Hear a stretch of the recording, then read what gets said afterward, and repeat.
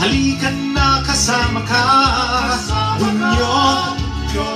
Kapag buklod ay may pag-asa, Luzon, Visayas, Mindanao, isa ang pananaw. Sa bagong Pilipinas ang bunyog isisaw. Bunyog, bunyog, bunyog.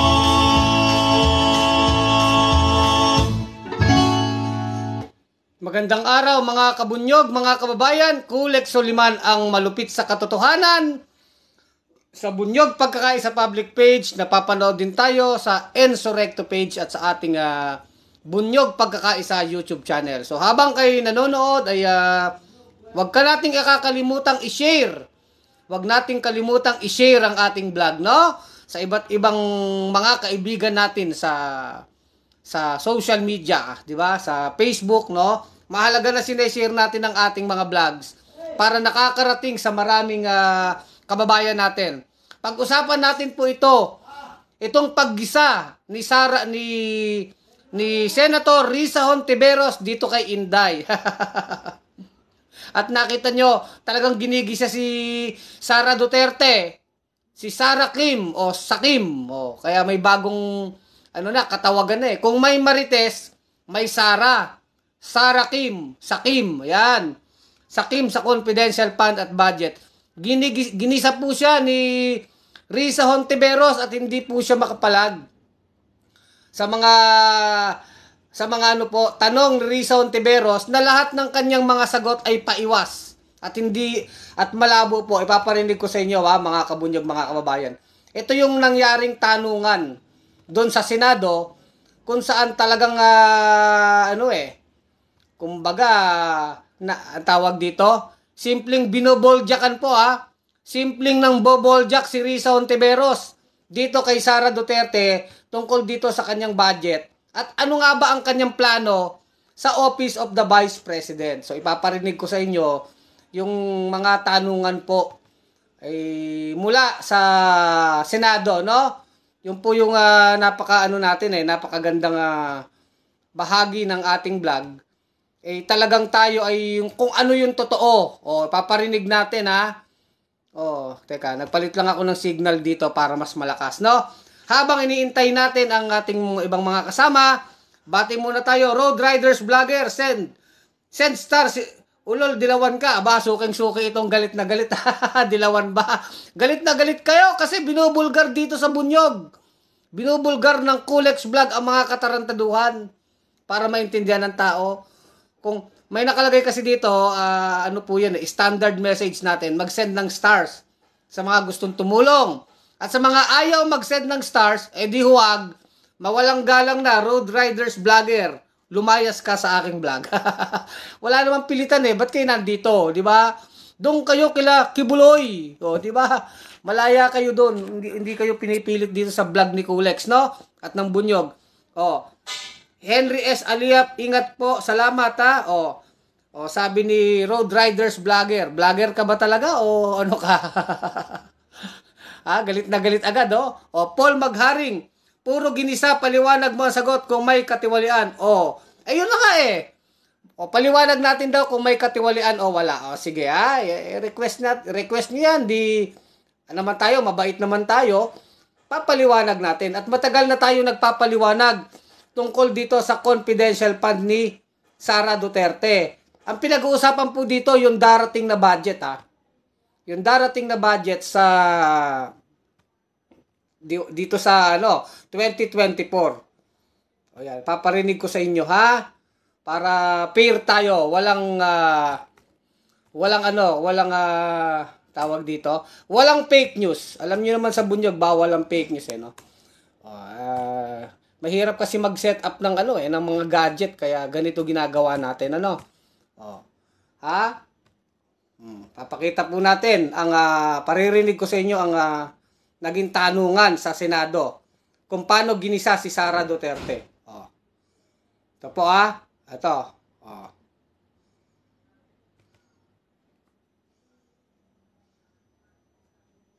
Yan, naglo-loading pa lang Bakit kaya naglo-loading? Ayan.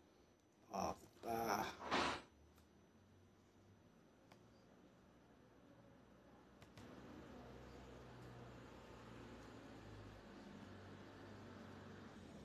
Matagal pa po eh. Wait lang. Anyway, Daniel, bakit kaya? Ito po, nandito ako sa page ni Risa Ontiveros eh. Ayan po. Hindi siya agad makapag-load oh. Naglo-loading pa lang. Anyway, bago natin pakinggan yung pagtatanong ni Senator Risa Ontiveros kay Sara Duterte, ay bumati muna tayo. Jose Gangoso, go po Sir Kulex. Oo, talagang i-expose natin si Sara Duterte dito. Expose kung expose tayo. No let down. Kasi kailangan malaman to ng tao kung paano sila nang gagago. Diba? Kaya magalit man itong mga Dutards at mga Pulangaw, sasabihin natin kung ano ang totoo. No? Sabi ni Rue, ano pangalan mo? Oo, ang bilis po kasi ng ano no? Ni Tolitz, Paul Magirang, na ipaliwanag na din ba ng AVP kung saan nagastos ang 125 confidential fund. Hindi pa nga pinapaliwanag di ba? Wala nga paliwanag na ginawa kung saan ginastos ang confidential fund. So, nandito po ako sa pero hindi ko alam kung bakit ayaw dito. Anyway, try ko lang po, ipi-play ko uli Tagal So, sa ibang po tayo kukuha.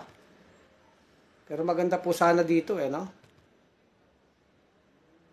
Ang tagal po mag-play. So anyway, pagbigyan ang kahilingan kabunyog, sabi ni Louis Salazar. Di ba? Pagbibigyan natin ang kahilingan nila para malaman nila kung paano sumagot si Sara Duterte. Di ba? Mahirap po kasi yung Kaya lang naglo-loading pa yung ating laptop. Di ko naman alam kung bakit. Nagkaganito. Ipe-play ko nga sana no? Ito po, nagpe-play dito pero hindi po magkadinigan kung naglo-load No po. Yan lang. Pagpasensyahan lang natin ang mga technical difficulties. Yan, i-reset natin ulit. Yan. Gusto ko talaga marinig nila ang paliwanagan at kung paano sinagot ni Inday na mga paiwas yung sagot. Ano ba talagang plano, Inday? At nakakatawa po ang mga sagot dito. Nakakatawa po. So, kaya tayo, ayan. Ito na. Sana mag-play na, no?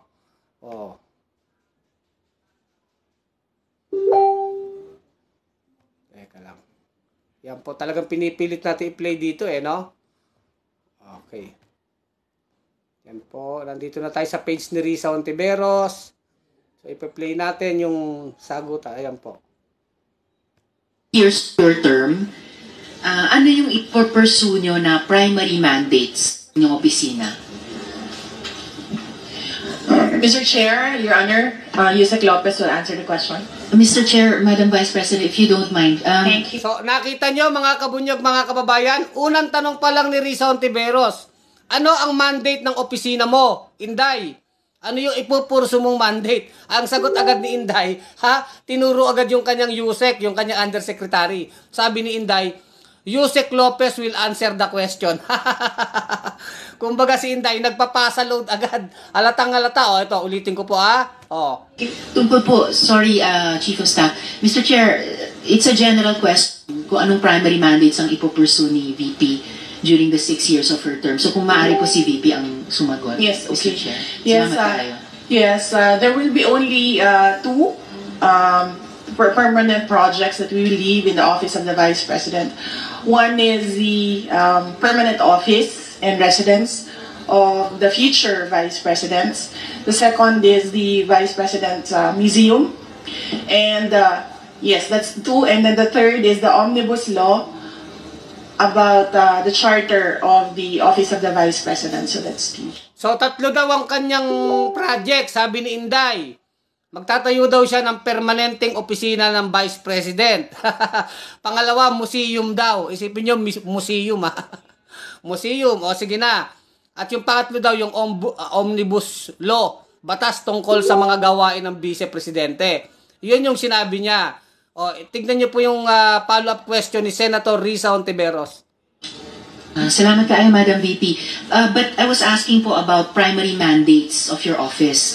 ito po, I understand 2 or 3 permanent projects, yung permanent office, yung VP's yung saka yung omnibus law or charter governing the office of the Vice President.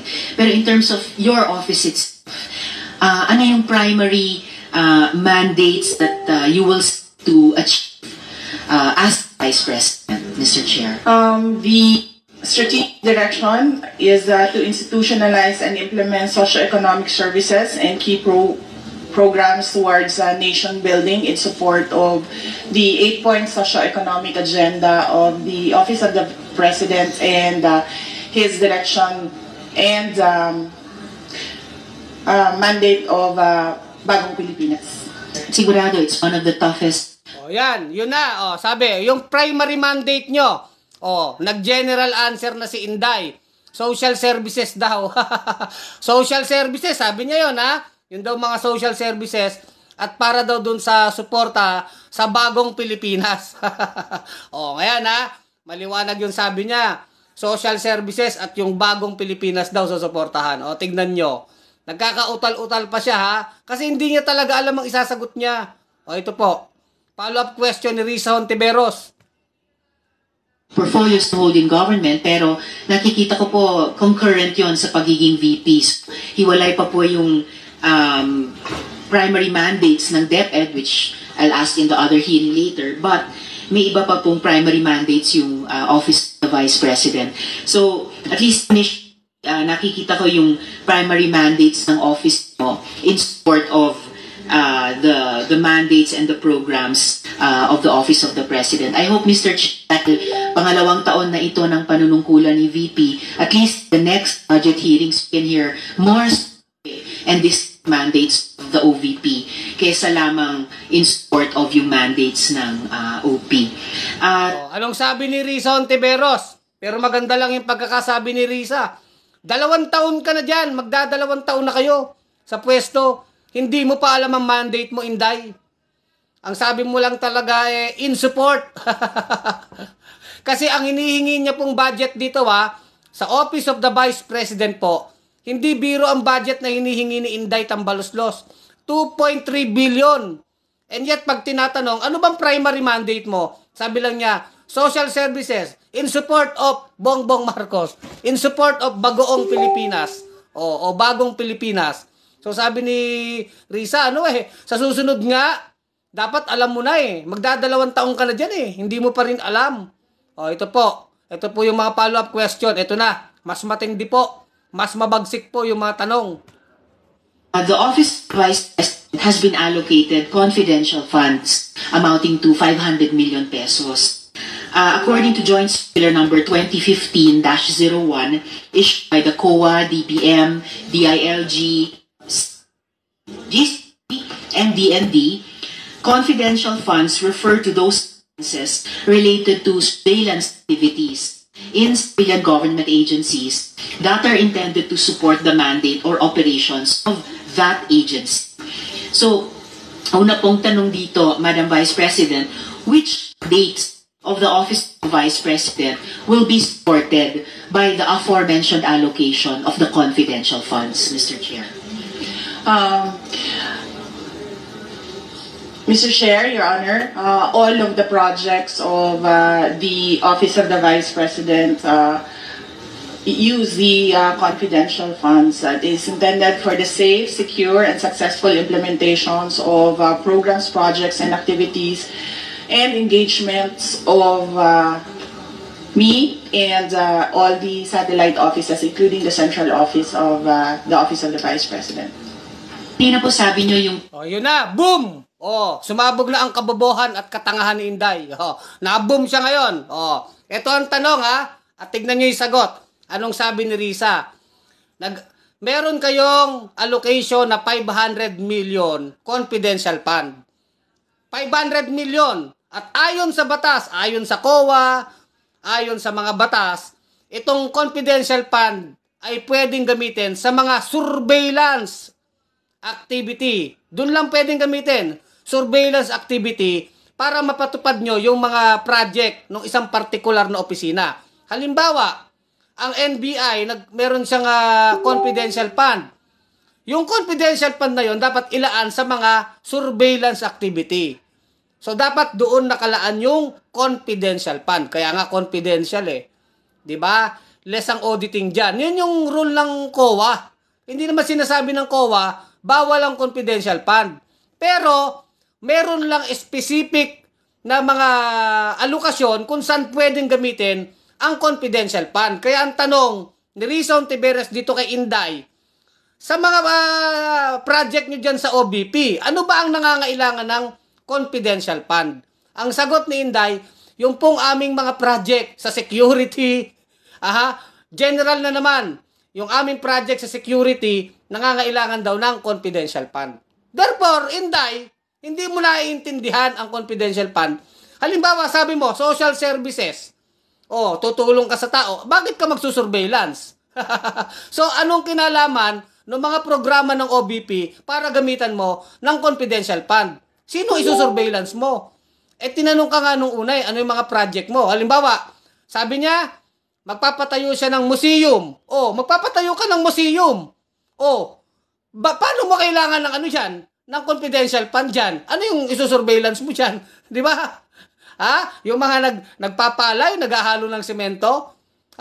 O yung isa pang kanyang project, magpapagawa daw siya ng permanenteng building ng Office of the Vice President. Paano mo kailangan ng confidential fund kung magpapatayo ka ng opisina ng Vice President na permanente? Sino na naman isusurveillance mo dyan? Sabi mo, social services, halimbawa may nabagyo, okay yun. Tutulong ka sa mga tao na bagyo. Ano na mga surveillance mo? Ba't mo kailangan ng surveillance? Na dun lang dapat ilalaan ng confidential fund. So, lumalabas, yung opisina ng Vice President, wala namang kinalaman sa mga proyekto na may surveillance activity. Kasi precisely, ang Office of the Vice President, hindi naman opisina na nag-iimbestigate. Pinipilit lang ni Tambaloslos. Kaya dito, maliwanag po mga kabunyog, in-expose siya ni Risa Hontiveros yun naman pala, yung pala yung mga project mo. Anong pangangailangan mo ng surveillance fund o ng confidential fund? Sino isusurveillance mo dyan? Walang sagot si Inday doon. Talagang naplangak po siya ni Risa Hontiveros. Ituloy natin. Sana maintindihan nyo mga kababayan. Mga dotards, mga pulangaw, intindihin nyo. Diba? Ang sabi sa batas, ang confidential fund ay dapat gamitin sa surveillance activity. Tinanong siya, ano ba mga project mo? Pagpapagawa ng museum, pagpapagawa ng building, social services daw. Ibig sabihin social services, tutulong sa mga tao. Okay. Bakit mo kailangan mag-surveillance dyan? Anong gamit ng confidential fund? Hindi niya yun masagot ng malinaw at diretso. Kaya si Inday nagkakautal-utal. Yun po, di ba? Mga kabunyog, mga kababayan. Sana naintindihan to ng mga dotards at pulangaw. Kasi madaling intindihin.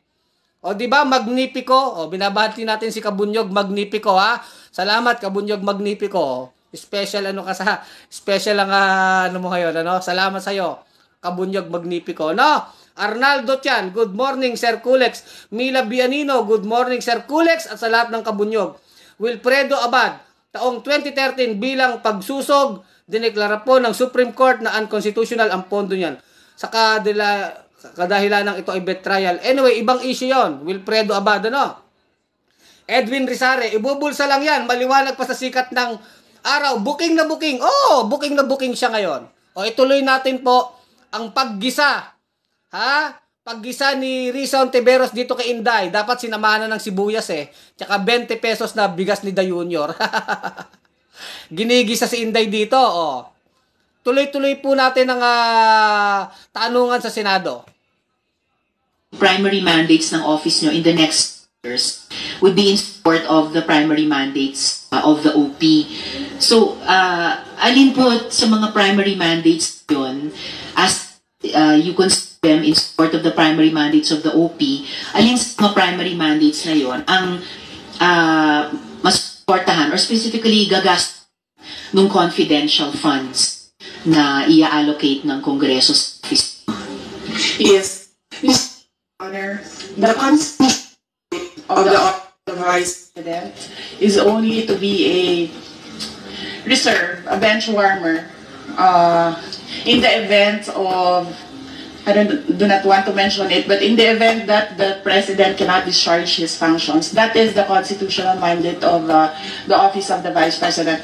Apart from that, all the other projects of the office of the programs, projects, and activities of the office of the vice president will depend largely on the decision and discretion of the incumbent elected vice president. So for my term, we decided on 3 permanent projects: the charter, the museum, and the permanent office and residence of the office of the vice president. And then we took on the projects that made the most impact when I was mayor of Davao City. These are the entrepreneurship program, the peace building in communities, the Pagbabago advocacy campaign.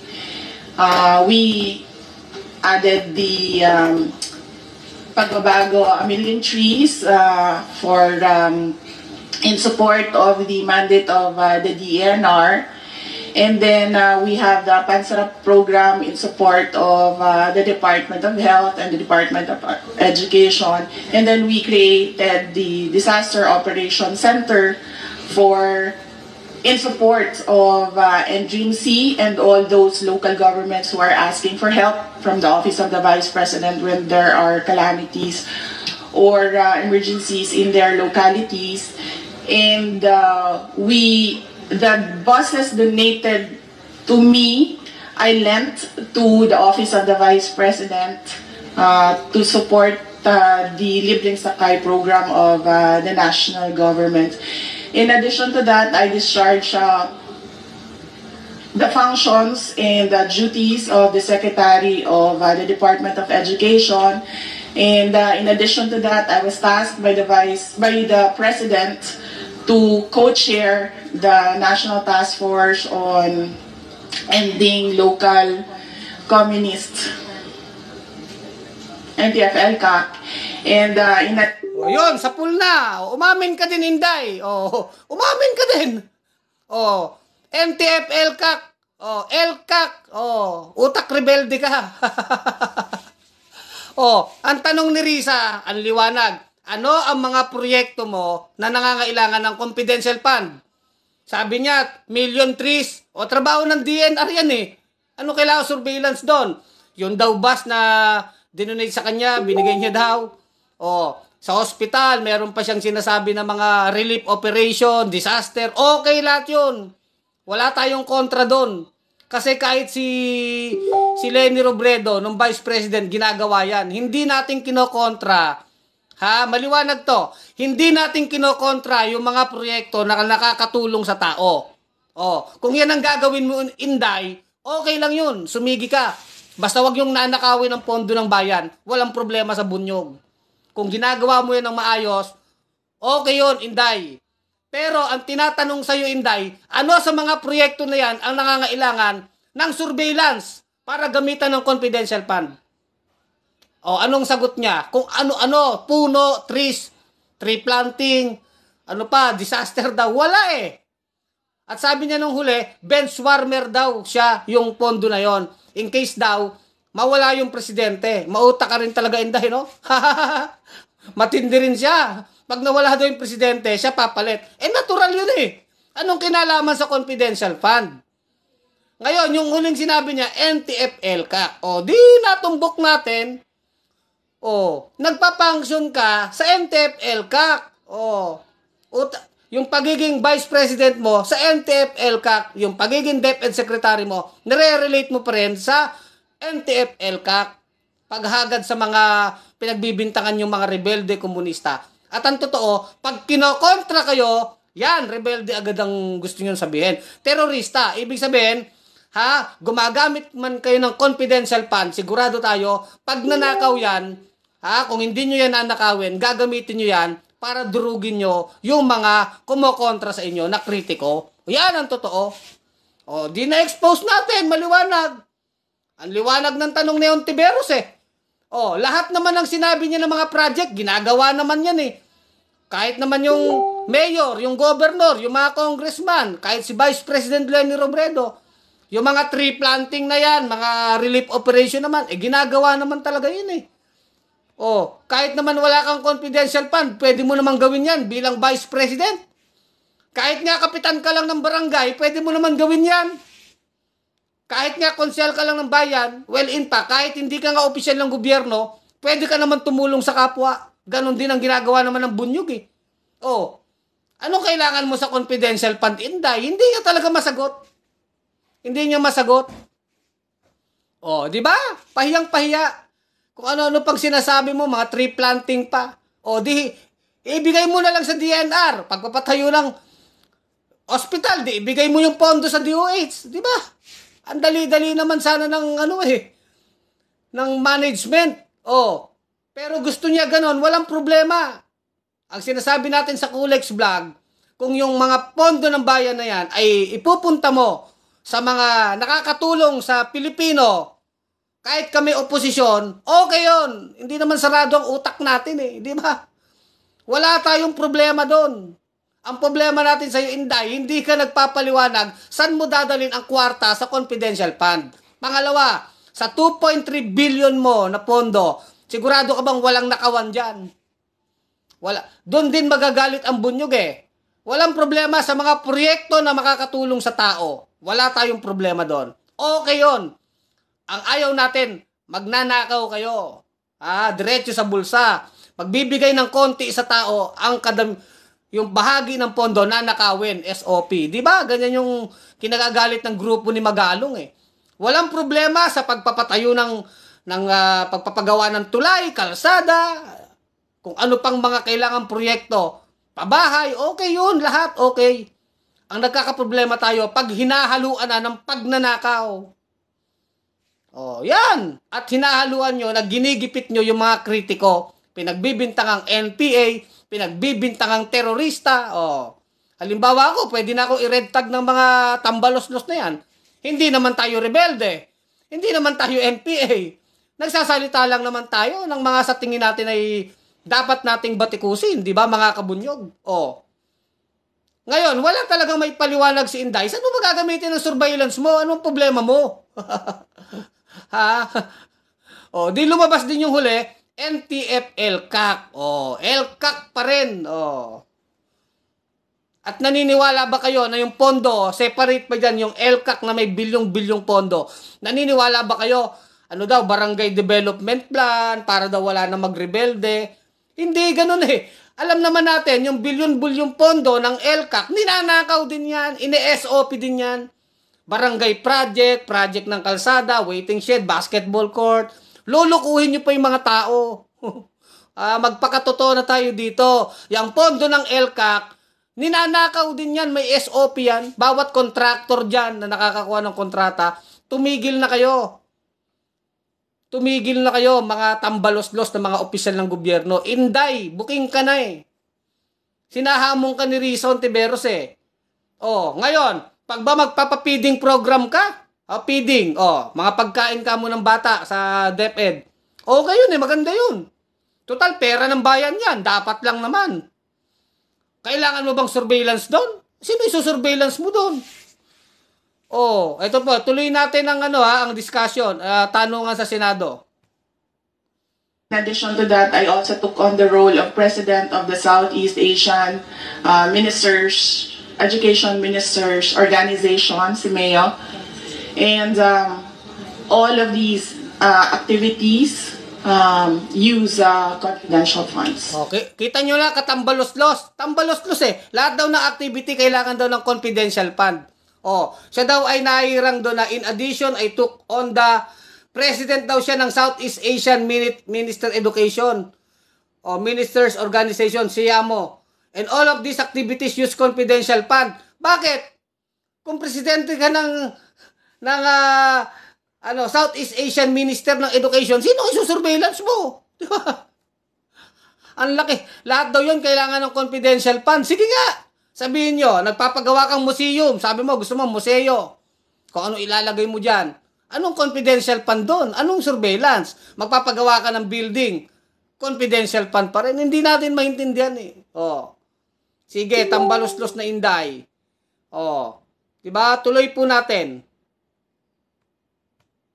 Kung ibig niyo pong sabihin, lahat nito, starting with the bench warming and being a reserve, and then yung entrepreneurship program, yung peace building, yung pansarap, yung million trees, yung pagbabago advocacy, yung disaster operations center, yung libreng sakay, and yung binanggit nyong 3 permanent projects, the permanent office, the VP's museum, and the omnibus or charter. Bawat isa nga ito gagastos ng confidential funds ng opisina nyo? Yes.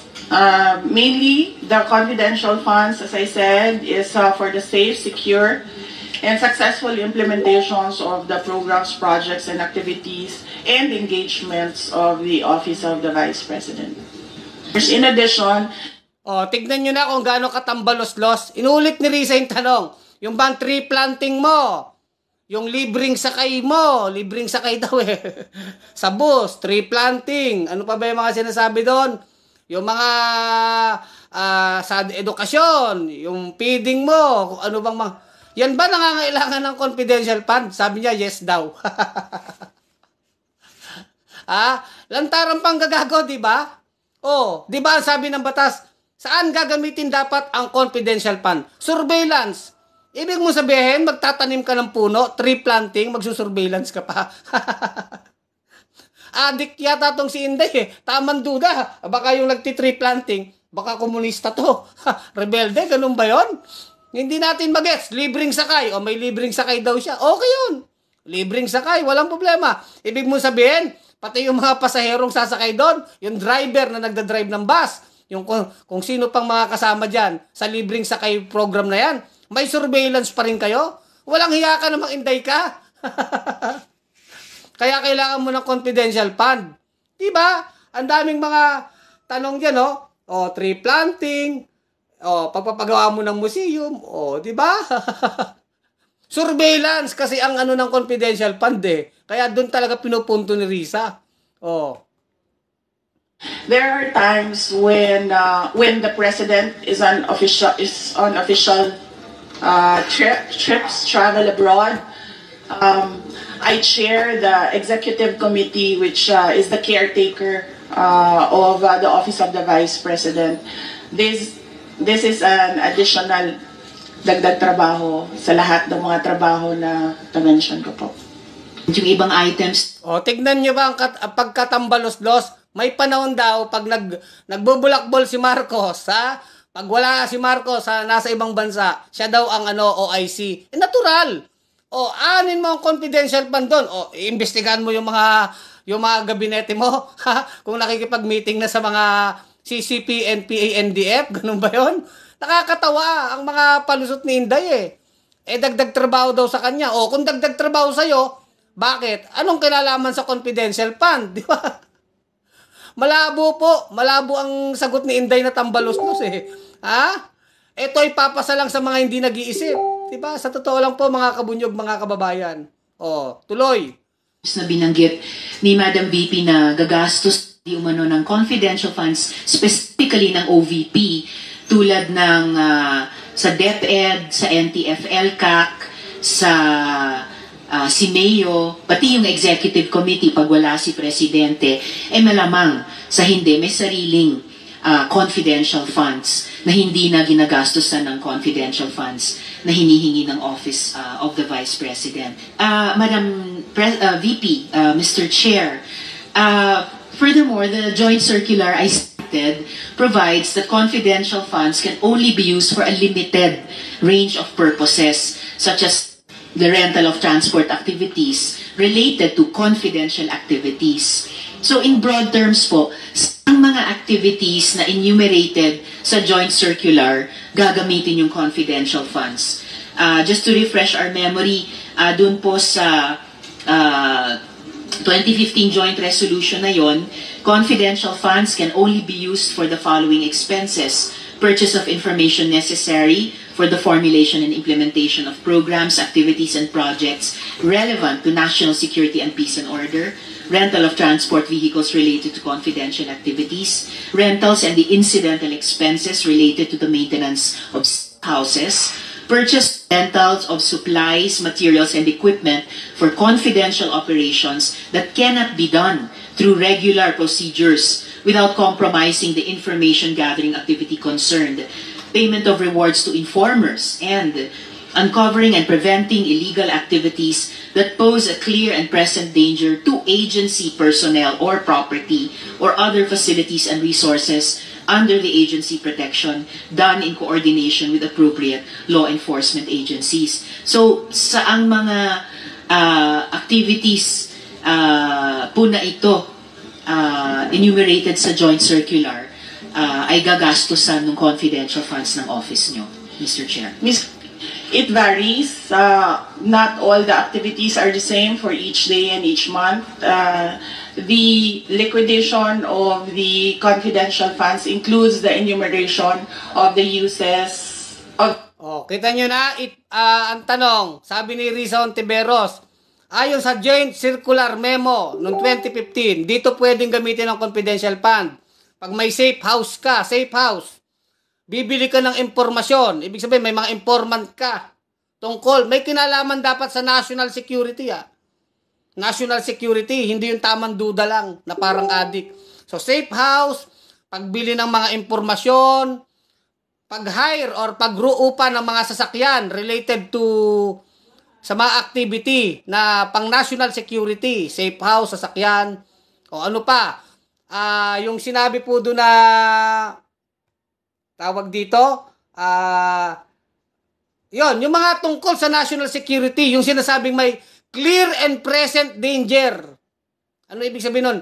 Clear and present danger na talagang manganganib ang bansa, ang pambansang seguridad. Oh, yung bang tree planting ni Inday sa DNR, yung may clear and present danger? Sige nga, mga tambalos-los ng mga dutards, sampaling ko kayo ng katotohanan. Sabi ni Inday yan, lahat daw ng kanyang project, kailangan daw ng confidential fund. O yung tree planting sa DNR, nasabi niya project niya, clear and present danger ba yon? Walang iyakang Inday ka. Kung magtatanim pala yung mga bata ng puno, clear and present danger ba yon sa seguridad ng Republika ng Pilipinas? Walang iyakang tambalos-los ka talaga? O yung libreng sakay na sinasabi mo, mga pasahero na natatraffic, ano ang clear and present danger doon? Na related sa national security. Anong mga information ang kailangan mong bayaran na may kinalaman sa national security? O may baha sa Sampaloc, Maynila, naalaman ng Office of the Vice President, may baha dito. O, yung bang mga impormasyon na yun ay secret ba yun? Pwede ka lang magtanong sa Pag-asa, sa MMDA, sa mga impormasyon na yan. O, magtanong ka sa DNR, ilan na ba ang puno na nakakalbo? Hindi mo kailangan bayaran yung mga impormasyon na yan. Magpapatayo ka ng museum. O, ano mga impormasyon na kailangan mo mga secret dyan? O, may kinalaman ba yung pagpapatayo ng museum sa national security? Kailangan mo ba ng safe house? Sige nga, Inday. Sige nga. Kung matino pa. Kaya siguro, ang si Risa Ontiveros, ang sakit ng ulo Palibasa, nasanay si Inday, yung mga aso niya sa Kongreso, aprubahan. Sandro Marcos lang. Bilang respeto sa OBP, aprubahan natin. Sila Rufus Rodriguez, mga sip-sip na mga congressman, sila Sandro Marcos, sila Estela Quimbo. Ikaw, Estela Quimbo, liberal party ka pa naman. Liberal ka ba? Oposisyon ka ba? Walang hiya ka. O, di ba? Anong masasabi ng mga liberal dyan? Walang hiya ka? O, sino pa yung mga 21 congressman dun sa komite? Pinatayan ng mic si Franz Castro. Ito dapat yung itatanong nila O, dyan tignan nyo naman sa Senado. O, sila Bong Revilla, sila Jinggoy. O, aprobado agad ang budget ni Inday. Sila Tolentino, sila Villar. Si Ontiveros lang naman yung nagtanong. Ang sakit siguro ng ulo niya. Ngayon, ginigisa siya ngayon. O, ito yung sabi mo, mga project mo, kailangan ng confidential fund. Saan banda? O, saan banda? O, bakit mo kailangan ng confidential fund sa mga project na yan? Di ba? Ikaw talaga tambalos-los ka Pera ng bayan yan, 500 million yan, kalahating bilyon. Iba pa yung 2.3 billion niya ang liwanag ng ating punto. May kinalaman sa national security. Yun lang naman ang kailangan Halimbawa, pwede siguro yan, may pumasok na terorista sa Pilipinas. Kailangan ng surveillance. Baka terorista to, di ba? Mga Abu Sayyaf, di ba? Pwede yun.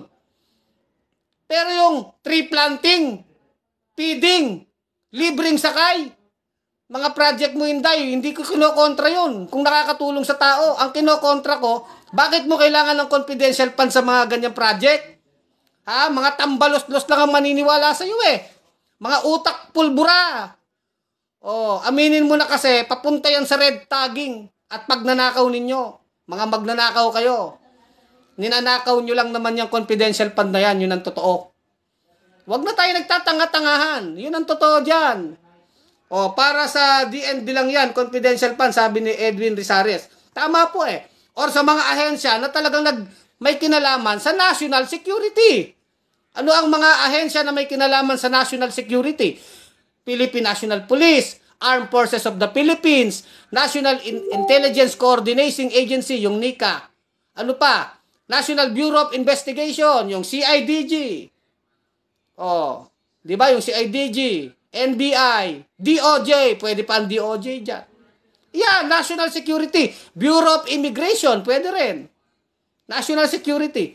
Pero yung tree planting sa DNR, libreng sakay sa DOTR, feeding sa mga eskwelahan, anong national security dyan? Tambalos-los ka. Buisit ka, magpapagawa ka ng museum. Anong national security issue dyan? Magpapagawa ka ng building ng Office of the Vice President. Anong, diba? Ngayon mga tambalos-los, hindi nyo ba naiintindihan? At taon-taon yan, nangingi siya ng confidential fund.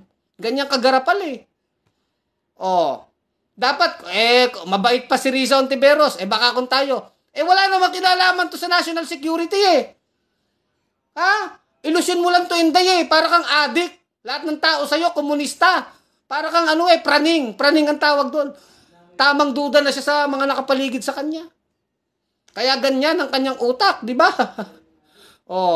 Di ba ang liwanag ng ating issue dyan? Yan po yan.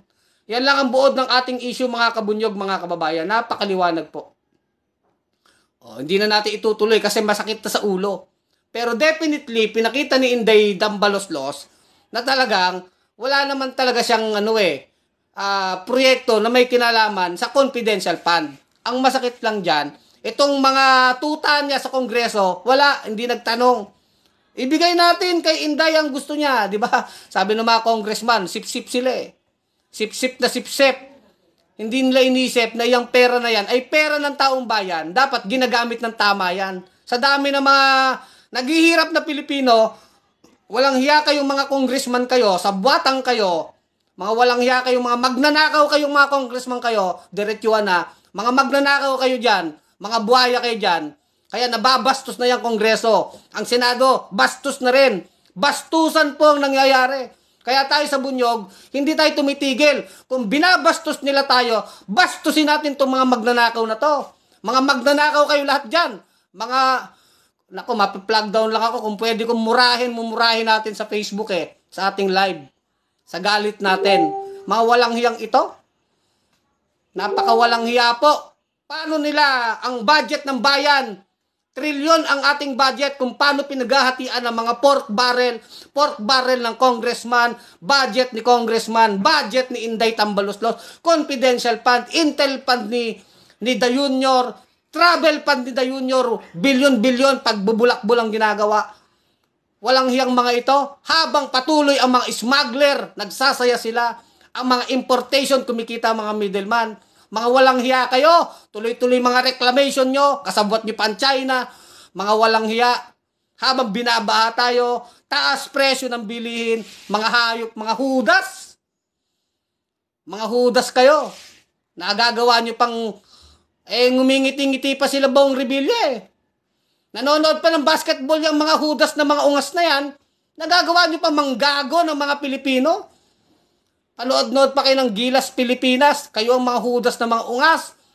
Lahat po yan sa buwatan. Aminin na natin. Congressman, Hindi nila kokontrahin si Duterte, si Sara Duterte. Kasi hindi rin naman kinokontra ang kanilang pork barrel. Ganon din sa Senado. Lahat sila ayos ang buto-buto. Sino ang talo dito? Taong bayan. Magising kayo mga kababayan ko. Kaya nandito tayo sa Bunyog, sa Kulex Vlog, sinasabi natin, tuloy ang laban. Ngayon, na-expose siyang si Tambaloslos. Wala. Naaprubahan pa rin naman ang budget niya sa Senado Bakit? Mag-isa lang naman si Risa Hontiveros dyan Iisa ang oposisyon. Dyan na lang sa Kongreso, halos 6 o 3 na lang ang oposisyon. Makabayan Black, pinatayan nyo pa ng mic. Baka naman tayo ire-red tag pa, handa na tayo. Sige, i-red tag nyo na, kahit si Kulex, wala akong pakialam sa inyo. Mga tambalos-los kayo. Wag tayong matatakot. Abusado na sila di ba? Sobrang abuso. Kaya sabi nga, tayo sa Bunyog, expose natin si Inday, expose, wag natin tigilan. Araw-araw natin expose ang kabulukan hanggang makita ng taong bayan na sila'y binabalahura, tayo'y binabastos, tayo'y pinagnanakawan sa gitna ng napakatinding kahirapan ng mga Pilipino. Kailan tayo magagalit mga kabunyog, mga kababayan? Etong mga tatanga-tangang pulangaw na to, hanggang kailan kayo magigising, magpapakapanati ko kayo. Lantaran ng pagnanakaw at panggagago. Nakita niyo yung ginagawa ni Inday? Labag na labag sa batas kahit yung pagbibigay ni Marcos sa kanya. 221 million pala yan. At minadali ang paggastos ng 125. Noong 2022 yun iba pa itong 2023 at iba pa itong 2024. So ilang bilyon na po yung nakaka-Inday na yan. Bilyon na po ang pumapasok na Intel na confidential fund kay Inday. Yung 125 niya noong 2022, yung 650 million confidential fund niya noong 2023 at itong darating na 2024, 650 confidential fund. Ilang bilyon na po ang nakukupo ni Inday. Bukod pa yung mga regular na project nila na 2.3 billion. Ito confidential fund pa lang. Isipin nyo kung paano sinisipsip ang kwarta ng bayan at bawat congressman. May mga pork barrel yan, 30%, 40% SOP, nakawan ng nakawan. Tapos manonood ng basketball ang mga hudas na mga to. Mga hudas kayo. Mga kabunyog, mga kababayan, nagsasabi tayo ng totoo. Walang fake news. Kaya dito sa Bunyog, sinasabi natin, mga kababayan, gumising tayo. Huwag tayong matakot, laban. Di ba? Nakita natin, hindi natin titigilan to, hindi tayo aatras. Kaya nga sa September 21, magkita-kita tayo. Liwasang Bonifacio, lahat ng galit na sa taas ng presyo, galit na galit sa smuggling, galit na galit sa mga unli importation, galit na galit sa mga manggagawa, na halos ang mga manggagawa, busabos, 40 pesos ang increase sa kanilang sahod.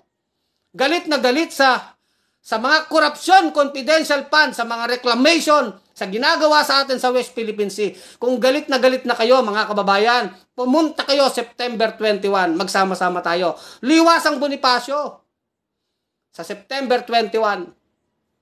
Napakatindi po, mabagsik po ang kapangyarihan ngayon ng mga demonyo, ng mga demonyong nag-ahari sa bayang Pilipinas. Nilulukuban na tayo ng kadiliman. Panahon na para sindihan ang sulo ng liwanag. Dali natin ang liwanag at magsabi tayong ito ang totoo. Mananaig ang katotohanan. Mananaig ang kabutihan. Huwag tayong matatakot, mga kabunyog. Tuloy-tuloy lang po ang ating laban. Kaya tayo araw-araw na nagbablog. Si Atty. Enzo Recto, araw-araw na nagbablog yan. At ang mga kasamahan natin na marami pang mga oposisyon, mga netizens, na marami nagsasabi ng katotohanan, suportahan natin sila. Magsama-sama po tayo. Huwag tayong papayag na tayo'y binabastos at garapalan, harap-harapan na ninanakawan habang tayo'y naghihirap. Tama na, sobra na. Lumaban na tayo, mga kabunyog, mga kababayan. September 21, dyan po tayo magkita-kita sa Liwasang Bonifacio. Dyan po sa harap ng nasunog na post office. Doon po. Sobra-sobra na ang ginagawa sa atin. At ngayon po, nagtatawanan ang mga congressman, nagtatawanan ang mga senador ngayon. Habang sila kapag nakakasuhan ng mga plunder, pandarambong, sila nakakapagpiyansa. Habang ang maliliit na mga vendor, kung ipagtabo yan sa mga eskinita, ipagtabo yan, para lang makahanap buhay. Konting pagkakamali ng mahirap na Pilipino, huhulihin tayo. Samantalang sila, nakaw ng nakaw, daang-daang milyon. Mga proyekto ng gobyerno na dapat sana tayo ang nakikinabang, hindi tayo ang nakikinabang. Mga malalaking kapitalista, mga dayuhan, mga nagsasabwatan ng mga bulok na mga politiko. Yan ang totoo, mga kababayan. Habang tayo, nagtitis tayo sa baha doon, baha dito, pag may konting ulan, baha. Ibibigay ang pondo, 255 billion, flood control project, nakawan yan, puro nakawan. Wala naman nangyayari. Nagtitis tayo sa baha, sa taas presyo. Yung mga maliliit na mga informal settler, pinalalaya sa mga wala man lang matinong pabahay. Samantalang ang daming pera ng gobyerno. Ang ating mga ospital, ang ating mga senior citizen, ang ating mga OFW. Hirap na hirap tayo eh. Kailan tayo kikilos, mga kababayan? Kailan tayo mamumulat? Kayo mga Pulangaw, kayo mga Duterte. Hanggang kailan kayo magtitiis? Hanggang kailan nyo sasambahin ang mga magnanakaw at mga tambalos-los na mga politiko? Na mga idol nyo, Duterte, Marcos, Arroyo, mga trapo, i-reject nyo na yan. Matagal na kayong ginagago niyan. Ang bayang Pilipinas, matagal nang nakalublob sa kahirapan.